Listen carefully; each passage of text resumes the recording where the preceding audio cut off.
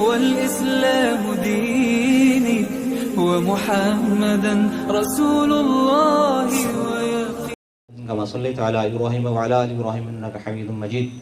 محترم اور عزیز ساتھیوں، ہماری شریعت کا یہ مزاج ہے کہ جس کا جو حق بنتا ہے اسے وہ حق دیا جائے، جس کا جو مرتبہ اور مقام بنتا ہے اسے وہ دیا جائے، اور جس کا جتنا جرم ہے اسے اتنا بڑا مجرم ٹھہرایا جائے،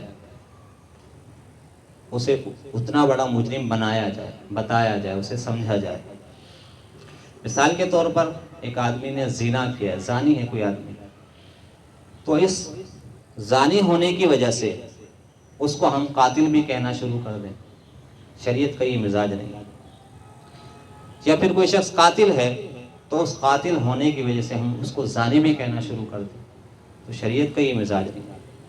اگر صرف زانی ہے تو اسے زانی ہی کہا جائے گا، اگر صرف قاتل ہے تو اسے قاتل ہی کہا جائے گا، یعنی جتنا اس کا جرم ہوگا اتنے جرم سے اسے متصف کیا جائے گا۔ تو دوستو عزیزو، کسی غیر مسلم کے ساتھ بھی ہم ایسا برتاؤ نہیں کر سکتے کہ جرم سے زیادہ اس کو مجرم ہم ٹھہرائیں، تو مسلمان کے ساتھ تو بدرجہ اولا نہیں کر سکتے۔ تو یہ شریعت کا حکم ہے، اور شریعت کا حکم کا مطلب یہ ہے کہ ہم نے اس پر عمل کرنا ہے، ہم نے اس کو سمجھنا ہے، آج کے زمانے میں بھی، پچھلے زمانے میں بھی، اس سے پہلے بھی۔ اب حضور علیہ الصلوۃ والسلام کے زمانے سے لے کر اب تک اور آئندہ تک جتنے واقعات ہوں گے تو ہم نے اس میں یہی نظریہ رکھنا ہے اور یہی رویہ ہم نے اختیار کرنا ہے کہ جو جتنا ہے اس کو اتنا ہی سمجھا جائے، جس کا جتنا جرم ہے اتنا بڑا اسے مجرم قرار دیا جائے، اس سے زیادہ نہیں۔ اگر ایک آدمی میرے دوستو عزیزو صرف قاتل ہے اور اس کا ہم زانی بھی کہنا شروع کر دیں تو دوستو عزیزو آخرت میں ہماری پکڑ ہو، حساب کتاب ہونا ہے نا، تو آخرت میں پکڑ ہوگی کہ یہ تو صرف زانی تھا، آپ اس کو قاتل بھی سمجھتے تھے، آپ کے پاس اس کی کیا دلیل ہے؟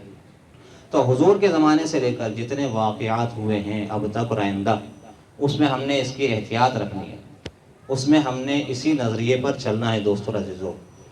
اب ایک مشہور واقعہ ہے تاریخ اسلام کا، بہت بڑا واقعہ ہے اور بہت بڑا معرکہ ہے، اور امت کے لیے یعنی بعد میں آنے والے لوگوں کے لیے ایک بہت بڑا معرکۃ الآراء اور مذلۃ الاقدام مسئلہ ہے۔ یہاں پر بہت سارے لوگ پھسل جاتے ہیں جذبات کی وجہ سے۔ وہ کون سا واقعہ ہے؟ واقعہ کربلا۔ حضرت حسین رضی اللہ تعالیٰ عنہ جو شہید ہوئے ہیں کربلا کے میدان میں، یہ جو واقعہ ہے اس سے متعلق میرے دوستو عزیزو صحیح رائے قائم کرنا اور صحیح نظریہ قائم کرنا یہ ہر مسلمان کے لیے ضروری ہے۔ ایک طرف نواسۂ رسول ہیں اور دوسری طرف یزید ہے۔ اب ہم نواسۂ رسول جب حضرت حسین کی نسبت کو دیکھتے ہیں تو برداشت نہیں ہوتا کہ حضرت حسین کے ساتھ ایسا کیوں ہوا، لیکن شریعت کو دیکھتے ہیں تو شریعت یہ کہتی ہے کہ بھئی شریعت میں رشتہ داریاں نہیں ہیں، رشتے ناتے نہیں ہیں، اس بنیاد پر فیصلہ نہیں ہوتا۔ بہرحال یہ تو ایک ضابطہ تھا، وہ میں نے آپ کو بتا دیا۔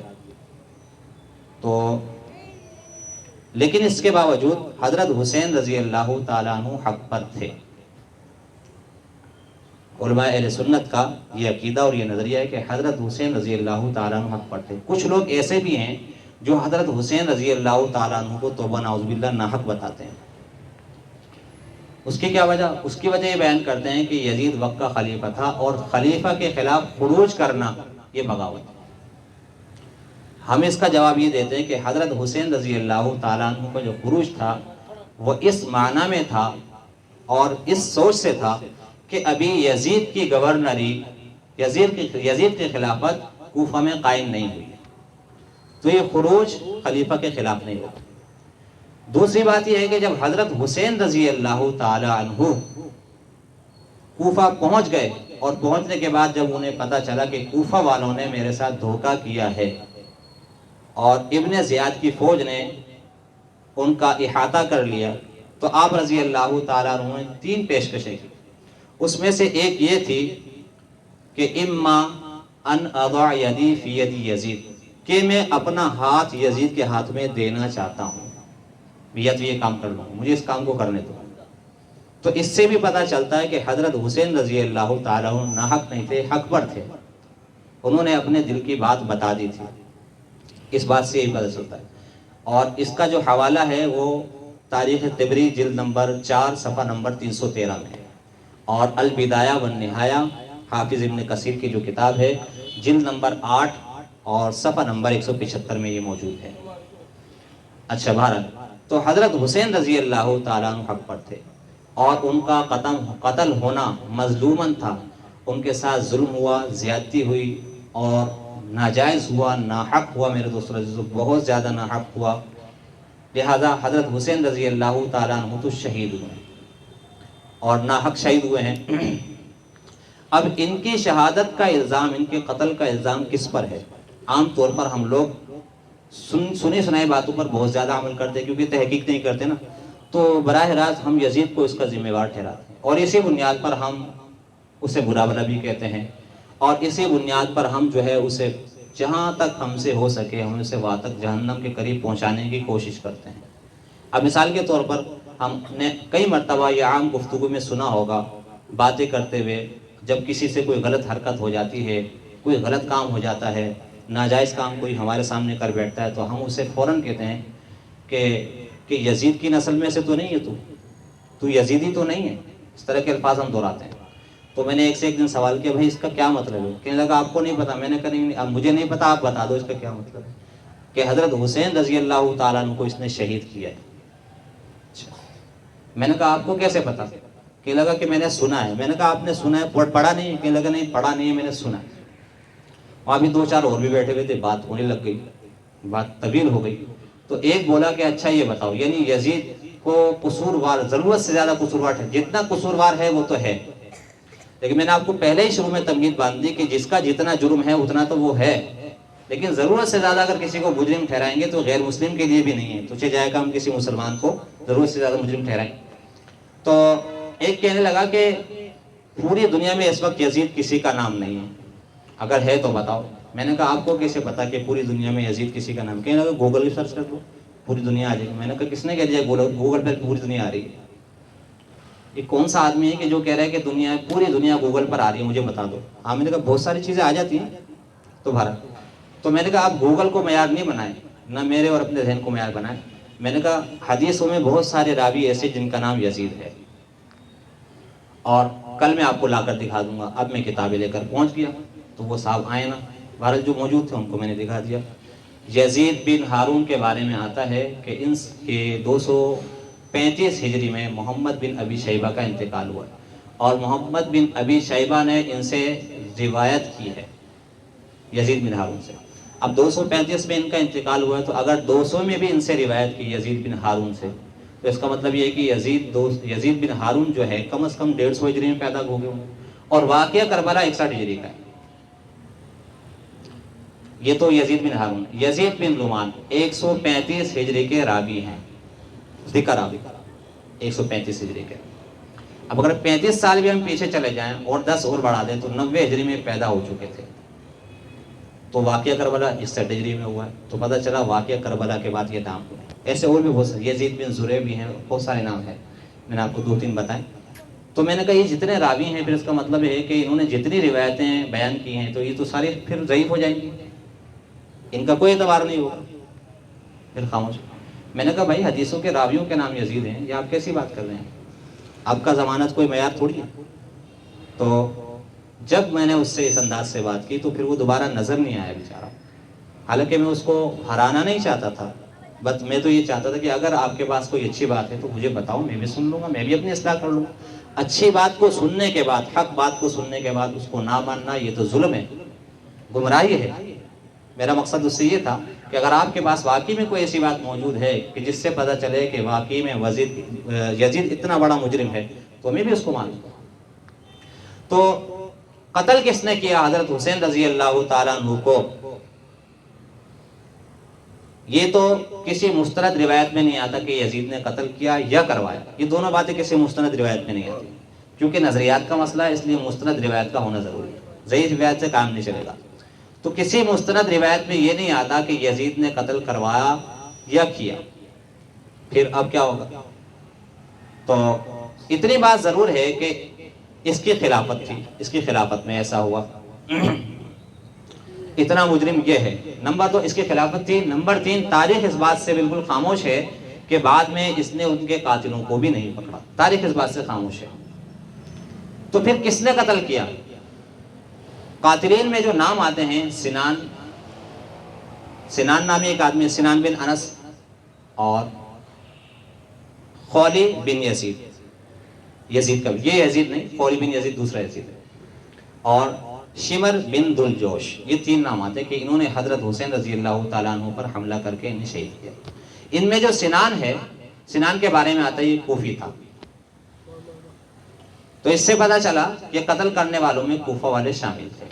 نمبر 2 حضرت عبداللہ بن عمر رضی اللہ تعالیٰ عنہ کے بارے میں آتا ہے کہ ان سے کسی عراقی نے حج کے موقع پر یہ سوال کیا، اس کے احرام پر مچھر کا یا مکھی کا خون لگ گیا تھا، پوچھنے لگا کہ اس سے کہیں میرا احرام تو خراب نہیں ہوگا، احرام تو فاسد نہیں ہوگا، نجس تو نہیں ہوگا؟ تو آپ رضی اللہ تعالیٰ نے فرمایا کہ تجھے مچھر کے خون کی فکر ہے، نواسے رسول کے خون کی فکر نہیں ہے تجھے۔ تو آپ نے بھی اس میں اشارہ کیا عراق کی طرف، یعنی کوفہ کی طرف، کوفہ عراق میں۔ حضرت ام سلمہ رضی اللہ تعالیٰ عنہ کے بارے میں آتا ہے کہ جب آپ کو حضرت حسین رضی اللہ تعالیٰ عنہ کی شہادت کی خبر پہنچی تو آپ رضی اللہ تعالیٰ عنہ نے بھی کوفہ والوں پر، یعنی اہل عراق والوں پر لعن طعن کی، انہیں برا بھلا کہا۔ تو یہ تو وہ کتابیں ہیں کہ جن کا تعلق اہل سنت والجماعت سے۔ اب وہ کتابیں جو یزید کو، ان کی کتابیں جو یزید کو کافر کہتے ہیں، ان کی کتاب ہے تاریخ نواسخ، جلد نمبر 6 صفحہ نمبر 156۔ ایک تو گواہوں کی گواہی ہوتی ہے، ایک یہ کہ مقتول خود بتائے کہ مجھے کس نے قتل کیا۔ مقتول اگر خود بول دے کہ مجھے فلاں نے قتل کیا ہے تو اس کی بات کی اہمیت زیادہ ہوتی ہے۔ آپ علیہ الصلوۃ والسلام کے زمانے میں ایک عورت کا قتل ہوا، یعنی اس کی جان نکلنے سے پہلے آپ علیہ السلام کے پاس لائے گئے تو آپ علیہ الصلوۃ والسلام نے نام لینے شروع کیے، فلاں نے قتل کیا، فلاں نے قتل کیا، فلاں نے قتل کیا۔ جب اصل نام آیا تو اس نے کہا اس نے گردن ہلا دی، تو آپ علیہ الصلوۃ والسلام نے اسی کو قاتل ٹھہرایا کہ مقتول جس کا نام لیتے وہی قاتل ہوتا ہے۔ تو تاریخ نواسخ میں لکھا ہے، حضرت حسین رضی اللہ تعالیٰ عنہ کے بارے میں آتا ہے کہ آپ رضی اللہ تعالیٰ عنہ پریشان بیٹھے ہوئے تھے اور وہ خطوط سارے پڑے ہوئے تھے سامنے جو کوفہ والوں نے بھیجے تھے۔ تو کسی نے پوچھا آپ کیوں پریشان ہو رہے ہیں؟ تو حضرت حسین رضی اللہ تعالیٰ عنہ فرمایا کہ ہادہ، یہ خطوط میرے سامنے پڑے ہوئے ہیں، یہ کوفہ والوں نے مجھے بھیج کر بلایا تھا اور اب یہ لوگ میرے کو قتل کرنا چاہتے ہیں۔ یہ حضرت حسین رضی اللہ تعالیٰ عنہ کے الفاظ ہیں اور تاریخ نواسخ ان کی اپنی کتابوں میں موجود ہیں۔ حضرت امام زین العابدین رحمہ اللہ فرماتے ہیں کہ جب یہ سارا واقعہ ہو گیا، ظلم و ستم ہو گیا، اس کے بعد یہ کوفہ والے رونے لگے، مرد بھی اور عورتیں بھی، تو آپ رضی اللہ عنہ نے فرمایا کہ من قتلنا غیرہم، یہ اب رو رہے ہیں ان کے علاوہ ہمیں قتل کس نے کیا ہے؟ حضرت فاطمہ، حضرت سقینہ، یہ حضرت حسین رضی اللہ تعالیٰ عنہ کی 2 صاحبزادیاں آپ کے ساتھ تھیں اور 25 سال کی، جن کو چھوٹا چھوٹا کر کے بتاتے ہیں نا، 5 سال 2 سال 3 سال 4 سال، 25 سال کی تھیں اور دونوں شادی شدہ تھیں، 24 سال 25 سال ایسے ہی تھیں، شادی شدہ تھیں ماشاءاللہ۔ اب دیکھو نا کہ حضرت حسین رضی، واقعہ کربلا 61 ہجری میں ہوا ہے اور حضرت حسین رضی اللہ تعالیٰ عنہ 6 یا 7 ہجری میں پیدا ہو چکے تھے۔ تو اگر 7 ہجری میں بھی پیدا ہوئے تو 7 ہجری سے لے کر 61 ہجری تک آپ خود اندازہ کریں کہ کتنی عمر ہو گئی، کم سے کم 55 سال تو تھی۔ اب 55 سال کی عمر میں آپ کی بیٹیاں کوئی اتنی سی ہوں گی، جو اس وقت میں اتنی سی تھی وہ تو 25-26 سال کی صاحب اولاد ہو گئی ماشاءاللہ، جو چھوٹی کر کے بتایا جاتا۔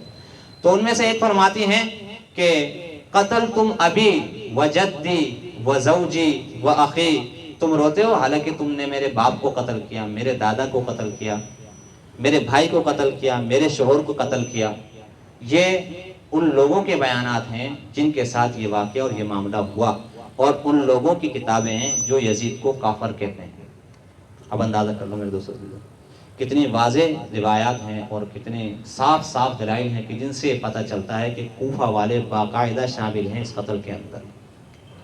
تو یزید کا صراحتاً مستند روایتوں میں نہ قتل کروانے میں نام ہے نہ قتل کرنے میں نام ہے، اتنا ضرور ہے کہ اس کی گورنری تھی اور اس نے بعد میں ان کو سزا نہیں دی میرے دوستوں۔ تو جتنا قصور اس کا ہے اتنا ہے، تو جتنا وہ مجرم ہے اس کو ہم مانیں گے، اس سے زیادہ اگر ہم اس کا جرم قرار دیں گے تو اس کے لیے ہمیں دلیل کی ضرورت ہے۔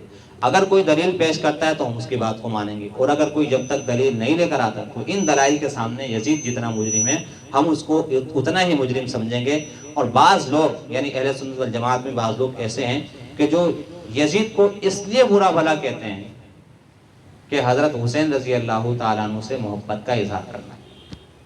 حالانکہ حضرت حسین رضی اللہ تعالیٰ عنہ کا کسی سے بھی محبت کا اظہار کسی کی برائی سے نہیں ہوتا میرے دوستوں.